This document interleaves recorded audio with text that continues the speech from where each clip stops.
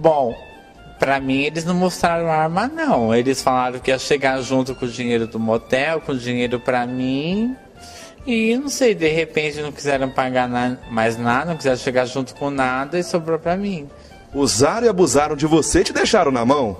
É, me estruparam, eu tive que fazer de tudo e agora eu tô aqui. E foi ruim? Foi ótimo. Foi ótimo.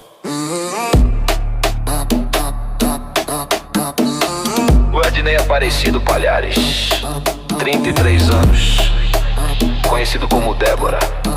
É o nome de guerra, né? É contra as últimas palavras. Dois rapazinhos ali, de bobeira.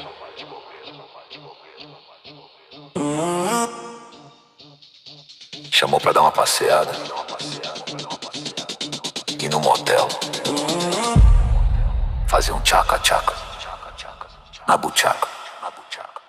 Em camadas com delay. Pudera, fala pra nós aqui. Segundo informações.